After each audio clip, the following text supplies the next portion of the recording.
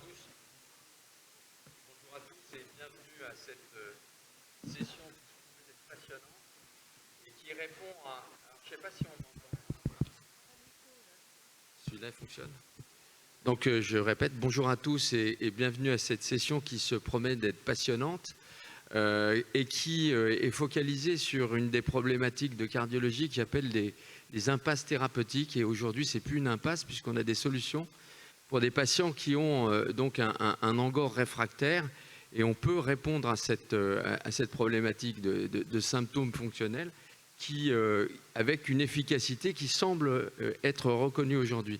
Alors simplement, en préambule, j'aimerais insister sur le fait que je sais qu'il y a pas mal de centres qui commencent à inclure des malades, on en est très, très content. On va remercier Martine pour ce qui est le porte-étendard de cette technique. Mais on vous encourage à remplir les données pour le registre parce que c'est très important, très très important, et je le redirai peut-être en fin de session, il est très important que les malades soient inclus. On va tout de suite commencer la session et on va d'abord aborder pour qui cette technique du réducteur de sinus coronaire, pour qui cela semble être indiqué.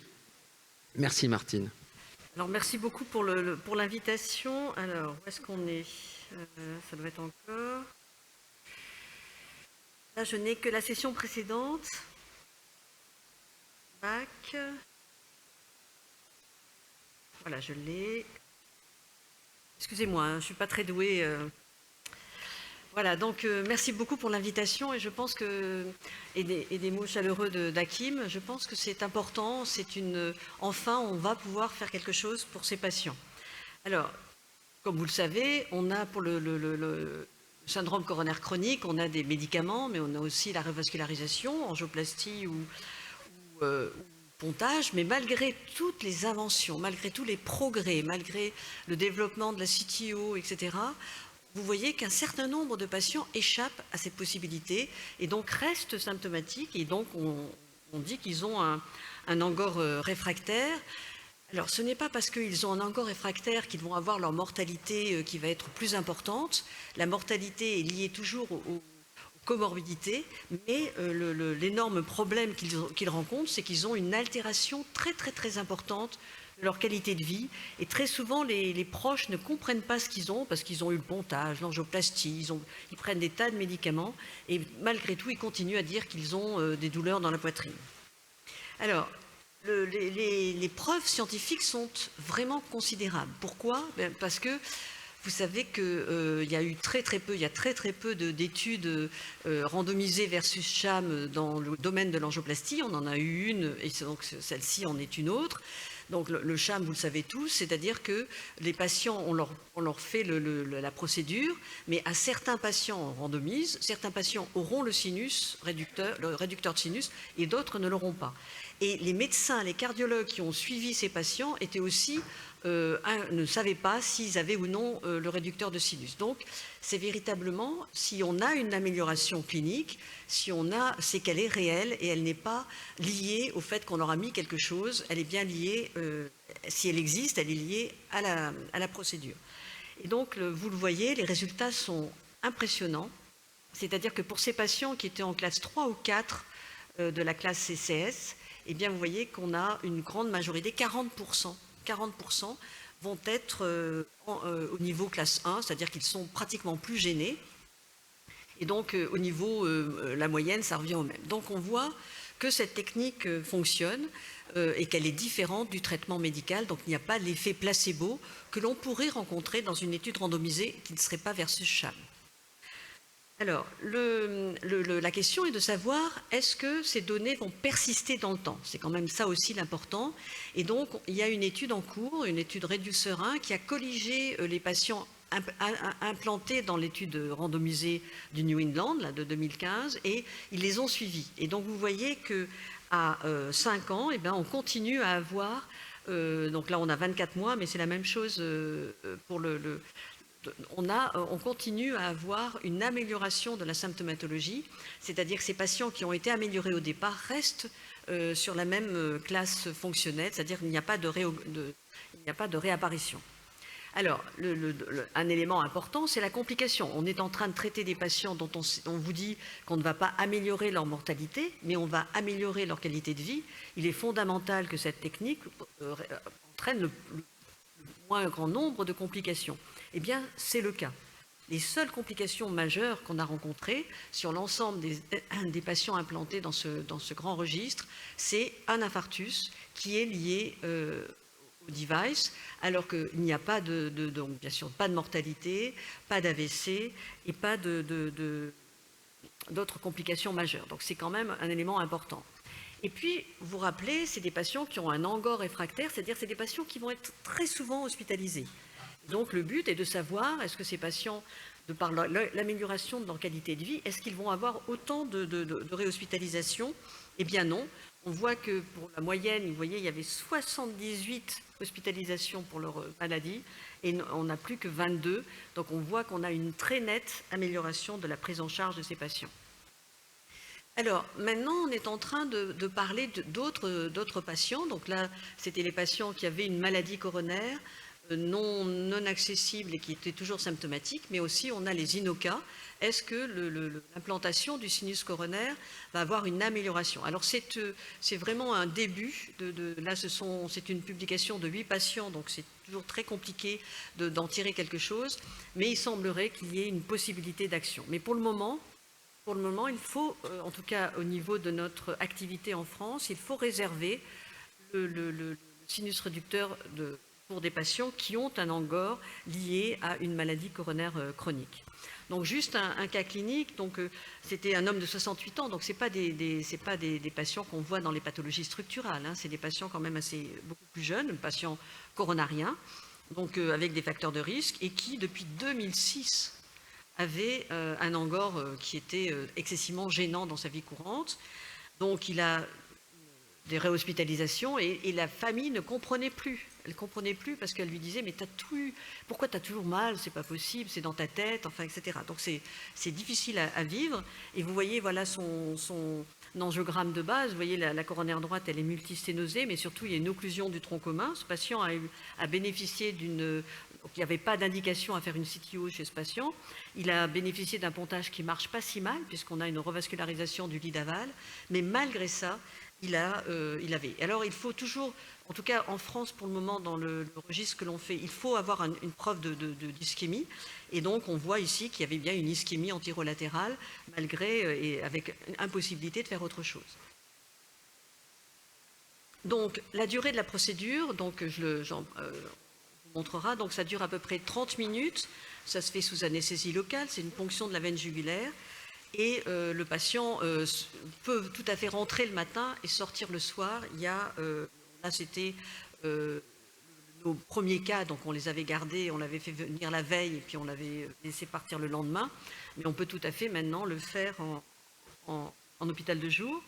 Et il faut à peu près attendre un bon mois avant d'avoir une amélioration des symptômes. Et ça a été incroyable. Et on a eu ça pour tous nos patients. Il est fondamental pour faire ce genre de patients, il faut que ce soit une maladie de la coronaire gauche. Parce que la coronaire droite ne se jetant pas dans le sinus coronaire, il n'y aura pas d'amélioration. Alors, c'est de façon générale ce que je vous dis. Mais en fait, il y a maintenant des équipes qui commencent à traiter la coronaire droite et il semblerait y avoir une possible amélioration. Mais normalement, c'est surtout une maladie de la coronaire gauche, puisque c'est un traitement du sinus. Et donc voici le contrôle qu'on avait fait au scan. On voit que le sinus coronaire est bien ouvert et il n'y a pas de thrombose à ce niveau-là. Donc, suite à ça, la France, pour la première fois, a décidé de réaliser un peu ce qu'on a avec les médicaments, c'est-à-dire une autorisation temporaire d'utilisation. Et cette autorisation temporaire d'utilisation, elle va durer 1 an, voire renouvelable 1 an. Donc, on vient d'obtenir la possibilité de faire 1 an supplémentaire. Ça vient de tomber, donc on a bien nos 2 ans. Et donc, à condition, bien sûr, que des données françaises viennent compléter les données internationales. Et si c'est le cas, si ça montre une amélioration, on aura un remboursement permanent de cette prothèse. Alors, les indications de la HAS sont très claires, c'est ce que je vous disais. Pour le moment, il faut traiter les patients qui ont une maladie des artères coronaires, qui ont une coronaropathie, et non pas, pour le moment encore, en tout cas, les INOCA, dans le cadre de ce registre. Alors, c'est un registre qu'on va essayer, donc j'en parlerai juste à la fin. Donc, mes messages, c'est que l'angor réfractaire, c'est donc un problème de santé publique. Ce sont des patients qui ont du mal à avoir une qualité de vie normale, qui seront très souvent réhospitalisés. Le système est basé sur un sinus qui va rétrécir, un réducteur qui va rétrécir le sinus coronaire. Et par ce rétrécissement, mais on va en parler, Julien va en parler, pour vous expliquer comment ça fonctionne. On a pour ce faire une étude randomisée versus sham, donc c'est le summum de l'évidence-based medicine. Et donc, on a ce remboursement temporaire. Donc, comme l'a très bien dit Hakim, il faut remplir ce registre pour les patients. Il y a beaucoup de centres qui sont intéressés. Il y a plus de 40 centres qui sont intéressés. Il y a 39 qui ont commencé à implanter. Il faut remplir le registre et c'est fondamental si on veut avoir ce remboursement permanent pour cette maladie qui est une maladie vraiment invalidante, qui n'est pas fréquente, mais qui est très invalidante. Merci beaucoup pour votre attention.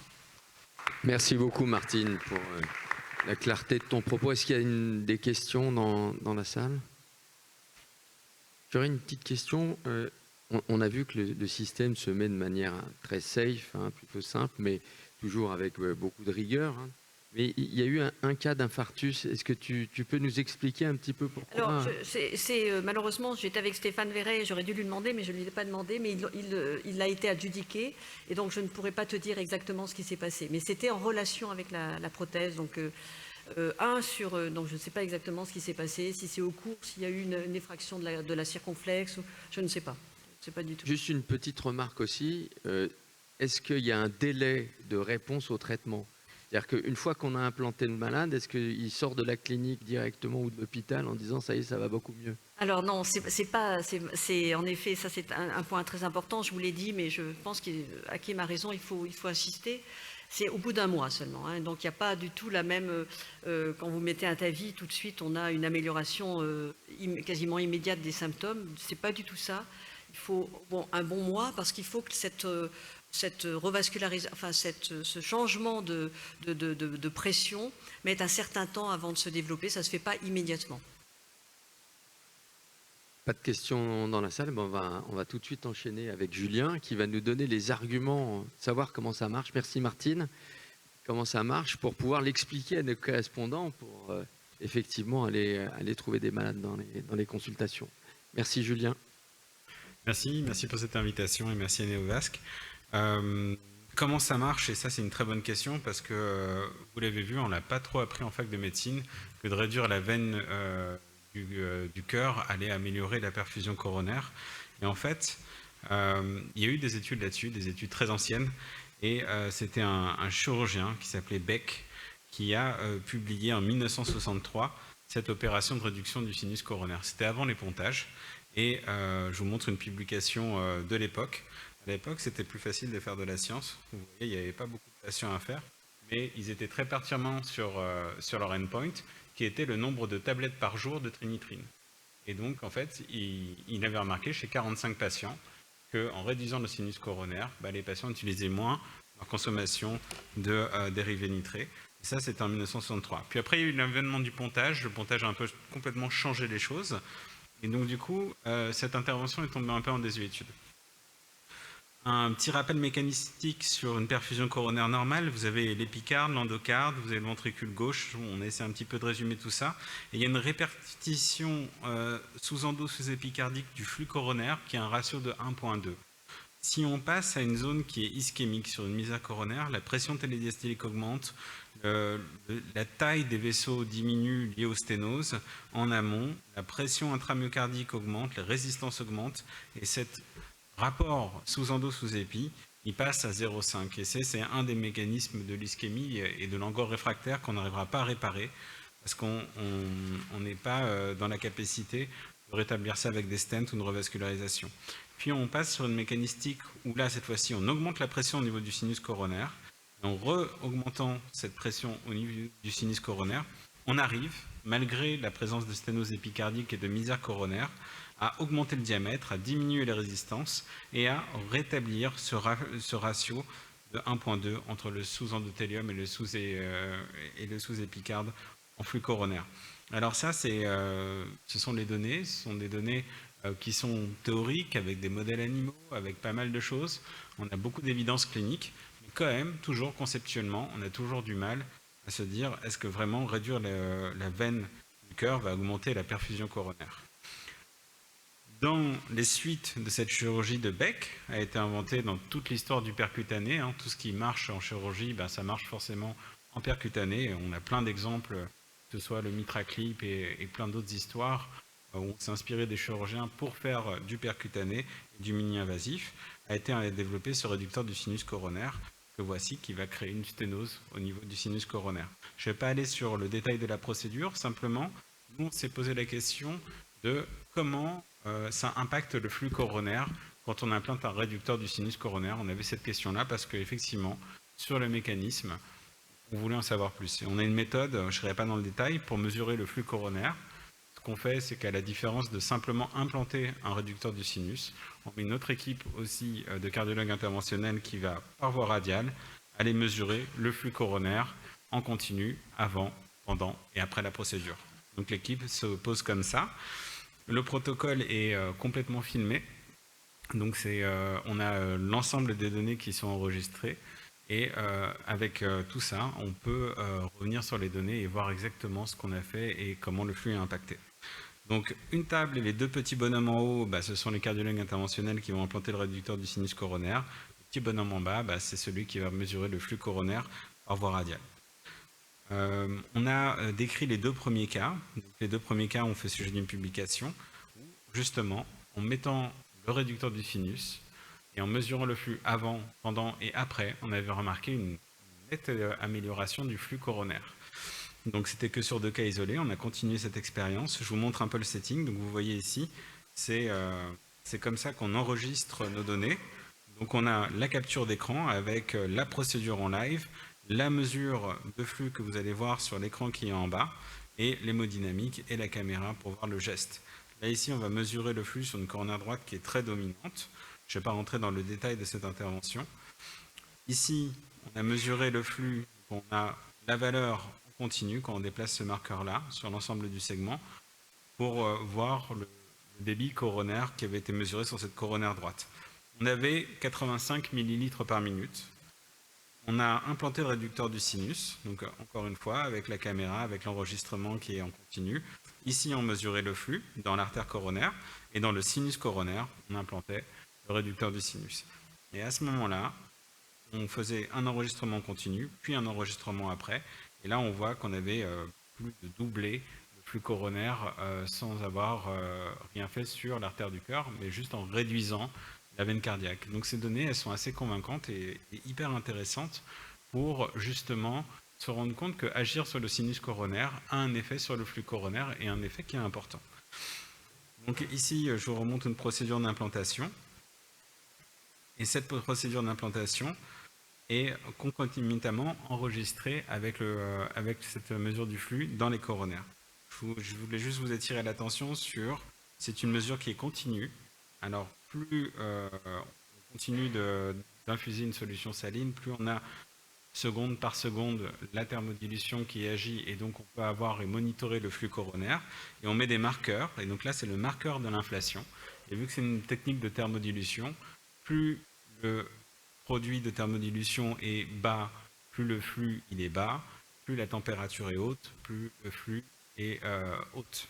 Et donc ici, on implante le réducteur du sinus et vous voyez ici cette marche d'escalier qui est vraiment concomitante à l'impaction de ce réducteur. Donc ça, c'est un cas qui est très très illustratif. On ne les a pas tous comme ça, mais celui-là était vraiment un cas très démonstratif de la mécanistique de ça. Et donc effectivement, là pour l'instant, on a fait ce protocole et cette mesure chez 7 patients. Et on a une augmentation du flux de 44% chez cette patiente, ce qui est assez énorme. Une diminution des résistances de 28% et une FFR qui est à peu près inchangée. Avec des valeurs très significatives sur la résistance avec 7 patients seulement. Et on frôle la significativité avec seulement 7 patients. Donc, vous voyez, on a des données qui sont assez convaincantes pour montrer que maintenant, de façon quasiment significative, on a une augmentation du flux, une diminution des résistances en implantant un réducteur du sinus coronaire.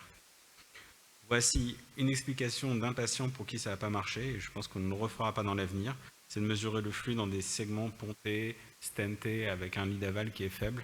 Et donc, ça, c'est une des limites de notre étude, c'est qu'on va mesurer le flux chez des patients qui ont des misères coronaires dans le vaisseau qui est le plus exploitable.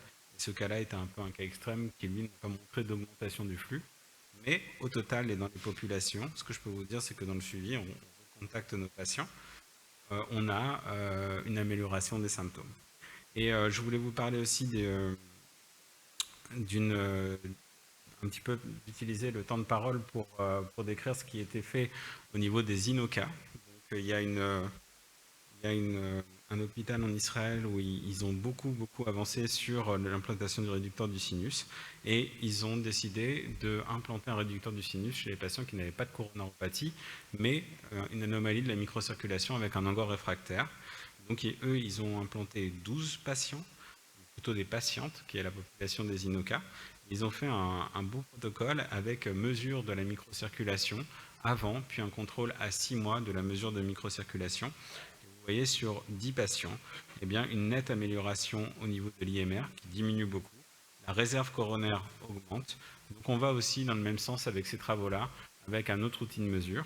Et ce qui était intéressant, c'est ce que je voulais vous montrer, c'est que sur ces 10 patients, on a un test de marche aux 6 minutes qui est augmenté, un angor CCS qui est aussi nettement diminué, et tout ça avec 10 patients, avec, vous voyez ici les résultats, hein, de la limitation physique, de l'angor, de la fréquence de l'angor, de la satisfaction et surtout de la qualité de vie. Je pense que c'est un traitement de la qualité de vie. Quand on double la qualité de vie dans ces scores sur 10 patients, je pense qu'on peut être que attentif à ce genre de procédure. Voilà. Pour finir, la mécanistique, c'est aussi les symptômes. Et donc on réévalue les symptômes. Là, c'est une lettre d'un correspondant qui me dit que depuis, donc ça c'était le 25 avril, depuis qu'on a mis ce dispositif, 70% d'amélioration de la dyspnée et de l'angor. Et c'est notre plus grande gratitude de faire ce métier-là, c'est d'avoir le retour des patients et des correspondants qui nous parlent de ça et qui nous dit que maintenant il va suspendre le Corvasal et qu'il va alléger le traitement médical. Le message clé, donc, c'est que le réducteur du sinus est une nouvelle technique pour traiter l'angor réfractaire de façon efficace, c'est sûr. Ça, Martine l'avait bien montré. Et on a observé, nous, une amélioration clinique chez tous nos patients, quasiment, et une augmentation du flux coronaire, une diminution des résistances microvasculaires. Ça, c'est un peu la nouveauté sur le plan mécanistique pour vous convaincre. Et enfin, c'est une procédure qui est précieuse pour traiter les misères coronaires et peut-être bientôt aussi les INOCA. Je vous remercie. Merci beaucoup, Julien. Y a-t-il des questions? Franck?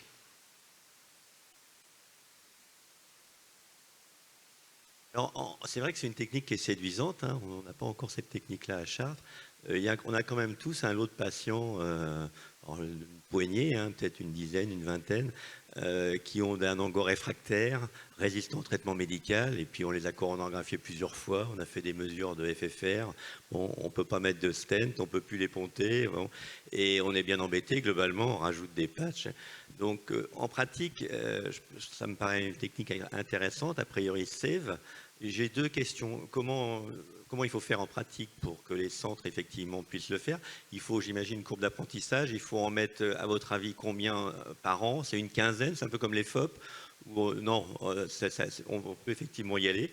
Et puis la deuxième chose, c'est que finalement, vous réduisez le sinus coronaire. Si ces patients coronariens chroniques ont des dysfonctions VG et que par la suite, on doit par exemple leur mettre un défibrillateur triple chambre, comment ça se passe pour le sinus coronaire?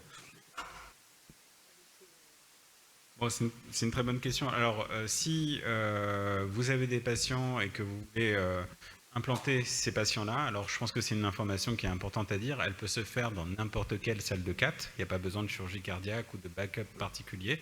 La procédure est en effet safe. Donc, il n'y a aucun problème par rapport à ça. Il suffit de se rapprocher de Néovasc ou de nous et on peut très bien vous orienter pour organiser la procédure.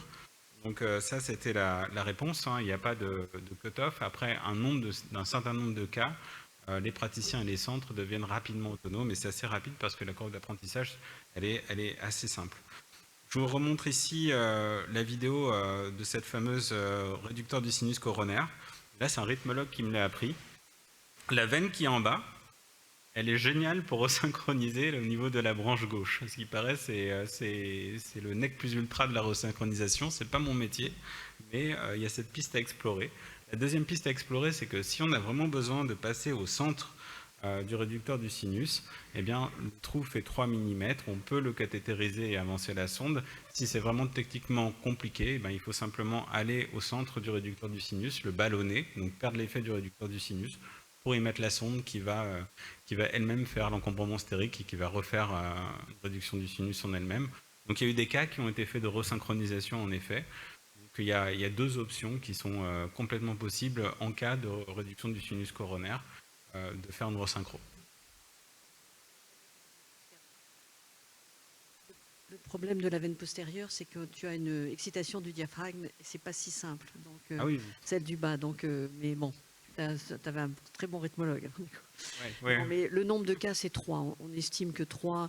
C'est-à-dire, en fait, c'est pas compliqué. C'est juste qu'il faut respecter certains éléments clés, et on va vous en parler. Cédric va vous en parler là juste après. Il faut respecter mais enfin, pour un cardiologue interventionnel, la seule difficulté, c'est le sinus, c'est d'aller cathétériser un sinus. Mais non, il y a vraiment. On a tenu à ce que ce soit possible partout et que, pas comme tout le reste, et que Néovasque est présent.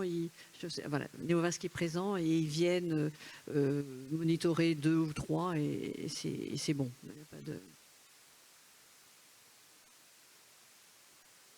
Il y a une seule taille, mais je pense qu'on va laisser Cédric en parler parce que du coup on va dévoiler autrement tout son topo. Il y a une seule taille. Merci. Merci beaucoup Julien, puis on va continuer.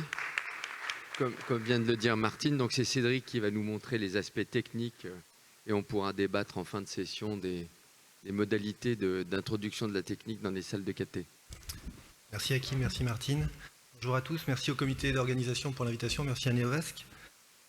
Alors,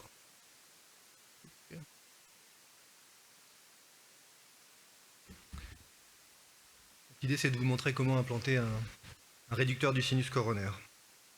Voici mes conflits d'intérêts. Alors, on va débuter par un cas clinique de la vraie vie, c'est monsieur H qui a 68 ans, qui a une cardiopathie ischémique à fraction d'éjection préservée, qui a été pontée il y a quelques années, mammaire interne gauche IVA, mammaire interne droite marginale.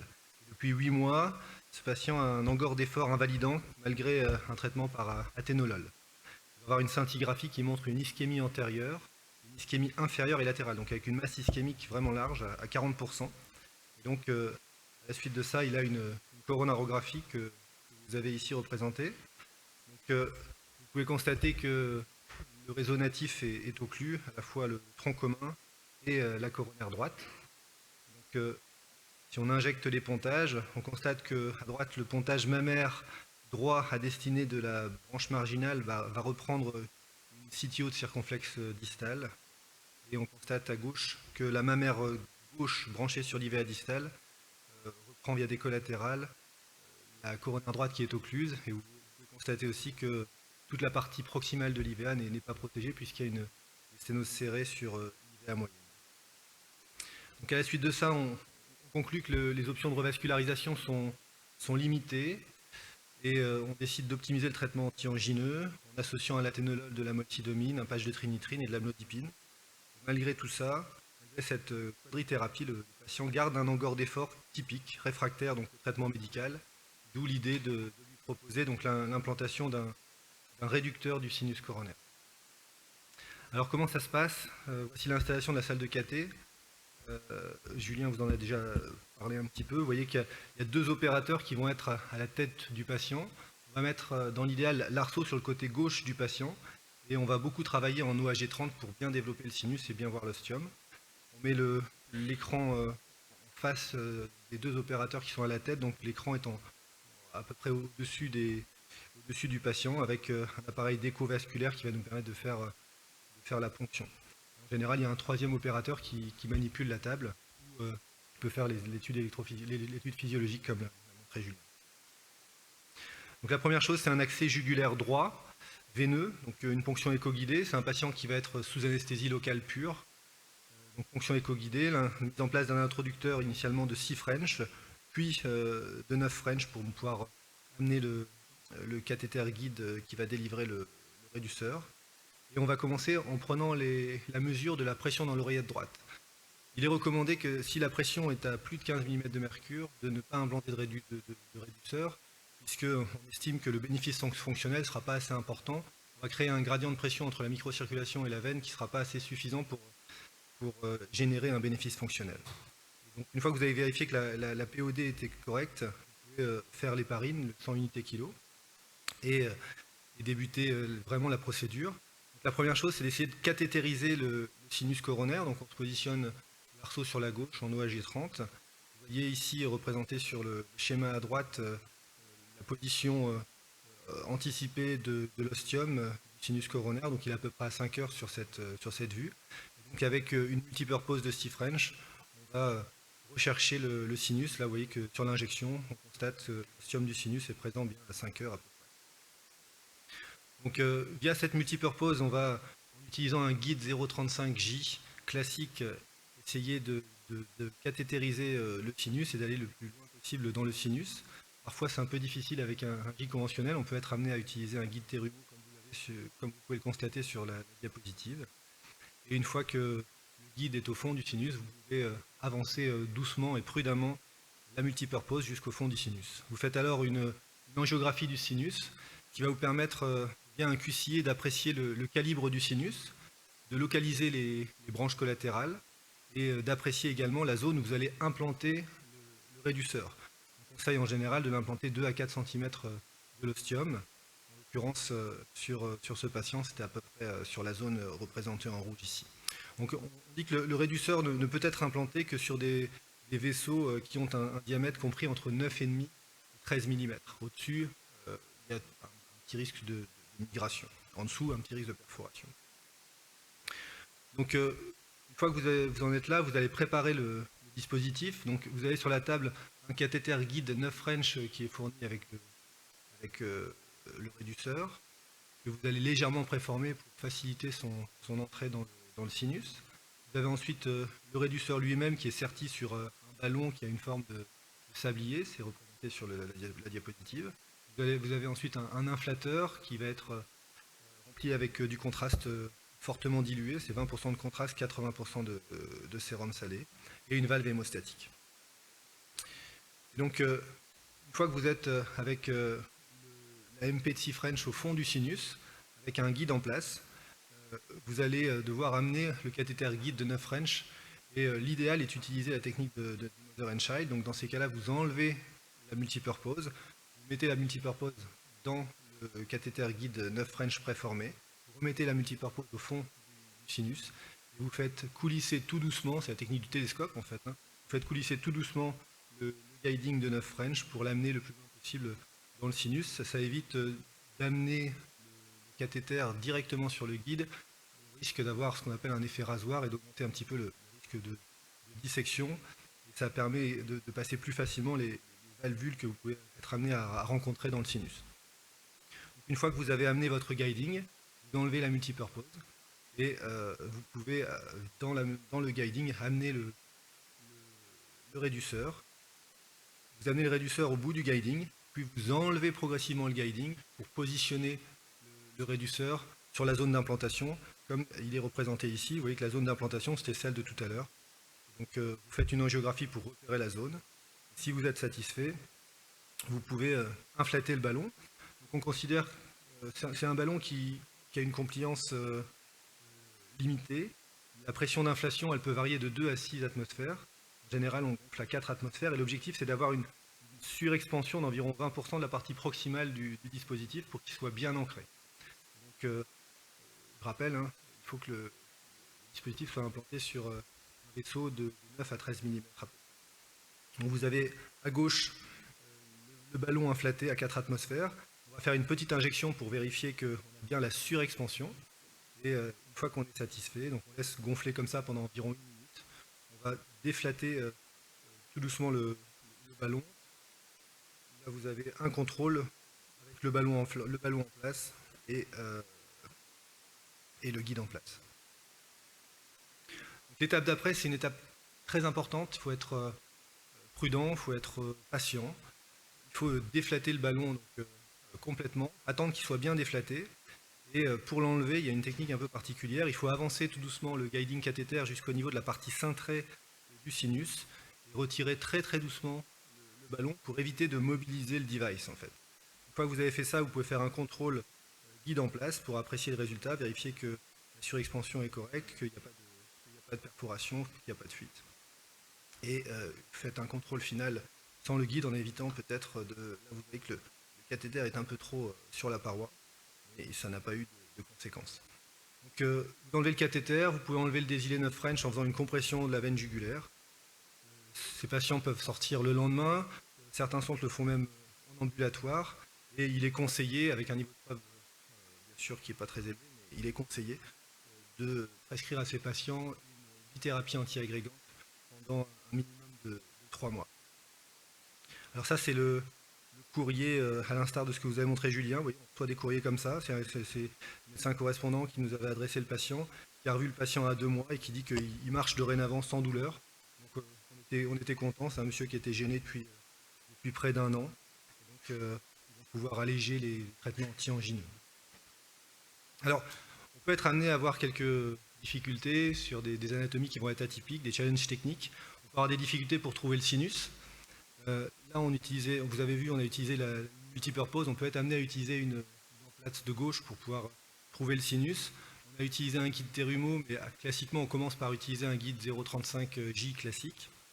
On peut aussi avoir des difficultés à positionner la MP et le guiding au fond du sinus, en raison soit d'une angulation importante du sinus, soit la présence de valvules veineuses qui peuvent vraiment rendre difficile l'avancée des cathéters. Donc, il y a plusieurs solutions pour trouver des solutions, plusieurs solutions pour essayer de gérer ces problèmes. La première solution, c'est d'être patient. Pour être patient, il faut y aller doucement, et en général, le cathéter finit toujours par avancer. Ensuite, il faut jouer sur le twist et le torque. Donc, patience, twist, torque. Encore une fois, le cathéter finit souvent par avancer. Et on va aussi avoir besoin parfois d'augmenter un peu le support. Donc, la technique du Mother and Child que je vous ai montré, je pense qu'il faut la faire en première intention. Ça permet de faciliter la délivrance, la procédure. On peut demander l'aide de nos collègues électrophysiologiques avec des sondes décapolaires qui peuvent être amenées à utiliser et qui peuvent aussi faciliter la montée du guiding. On peut jouer sur les guides. Donc là, vous avez vu le guide Terumo. On peut aussi utiliser des guides 0014 avec un petit ballon gonflé et faire la BAT technique, la Balloon Anterograph Tracking technique, qui permet d'avancer le cathéter. On augmente un peu dans l'agressivité dans ces cas-là, à faire avec prudence. Et on peut aussi utiliser des guides un peu plus rigides comme le place extrastif. Je rappelle qu'il faudra avant bien préformer le guide French avant pour l'amener au fond du sinus. Voilà, un petit message pour rappeler que c'est une procédure qui est très safe. Martine vous l'a montré sur les résultats de Reducer One qui ont été publiés là, dans Intervention en 2021. Sur les 228 patients qui ont été implantés, vous avez vu que 226 l'ont été avec succès. Et les 2 patients qui n'ont pas été implantés n'ont pas été parce qu'une dissection du sinus est survenue. Et pour un autre malade, le sinus n'a pas été trouvé. Les 2 complications les plus graves qui peuvent arriver, c'est la perforation, la tamponnade. La plupart du temps, le drainage permet de régler le problème. La deuxième situation grave, c'est la migration, mais c'est quand même des situations exceptionnelles qui sont en général liées à une erreur de l'opérateur.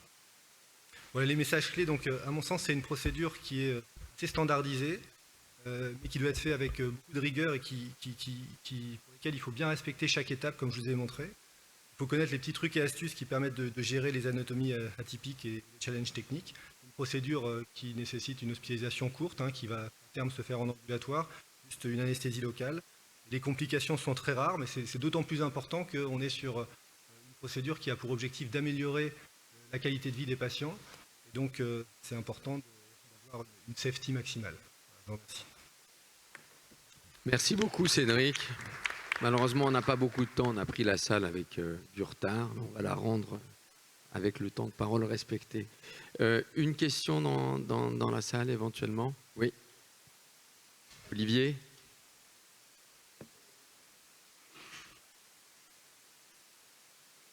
faire pour surveiller ces patients? Et est-ce que vous avez déjà observé des thromboses de ce device qui conduiraient à une occlusion du sinus coronaire et quelles pourraient en être les conséquences? Alors, est-ce qu'on fait du scanner en routine? Non. Le seul scanner qu'on a été amené à faire, c'était pour un malade qui n'avait pas répondu favorablement, qui gardait une symptomatologie pour apprécier la perméabilité du sinus. Il s'avère que le sinus était perméable, le dispositif était bien en place. Bon, c'est pas simple en scanner de voir si le sinus est endothélialisé ou pas. Et donc on n'en fait pas en routine, je ne sais pas ce que font les autres, mais voilà. La deuxième question, c'était est-ce qu'on a observé des thromboses? Alors, l'expérience de chacun en France est pour l'instant pas d'une centaine de malades, donc on n'a pas beaucoup de recul. Dans la littérature, c'est à mon sens pas décrit. Et les échanges que j'ai pu avoir avec des centres qui ont une énorme expérience, c'est quelque chose de rarissime. Oui, c'est une très bonne question. Et alors juste de notre expérience, quand on occlue le sinus coronaire, il ne se passe rien en rythme cardiaque, en pression aortique, en modification de l'électrocardiogramme. On peut rester plusieurs minutes avec le sinus complètement bloqué. C'est justement le but, c'est de faire que forcer les voies à aller dans d'autres collatérales et améliorer l'ischémie. Alors après, on en a parlé, nous, on est dans un centre médico-chirurgical, j'en ai parlé avec un peu les chirurgiens. Et les chirurgiens, ils ont l'habitude aussi de faire des cardioplégies rétrogrades, de cannuler ces sinus coronaires. Ils ont souvent des dissections avec ces méthodes-là. Ils suturent simplement le sinus coronaire et il n'y a pas de conséquences. Donc, je ne suis pas très inquiet de la thrombose du sinus, en fait. C'est-à-dire que vous pouvez avoir des dissections au début de votre courbe d'apprentissage, comme on le fait sur une coronaire. Il ne faut surtout rien faire. Il ne faut pas vous arrêter. Puis... Juste pour conclure cette session, on va d'abord remercier le CNCH de nous avoir donné l'opportunité de parler de ça. On va remercier aussi Neovasc et en quelques mots-clés conclure en disant qu'il y a un aspect fonctionnel qui est indéniable, donc qualité de vie pour les patients. Ils sont dans des cul-de-sac thérapeutiques. C'est pas compliqué à faire, mais il faut le faire avec rigueur. Rapprochez-vous de la SFC et du GACI pour introduire cette technique dans vos cath labs et surtout remplissez le registre, c'est vraiment capital parce que c'est une autorisation temporaire, c'est la première et si on casse cette technique-là qui peut nous permettre d'avoir des innovations en cardiologie interventionnelle de manière répétée dans l'avenir, si la première autorisation temporaire on n'est pas capable de faire un beau registre, eh bien on va casser notre jouet. Donc je vous encourage vraiment à le faire. Merci à tout le monde, merci Martine, merci Julien.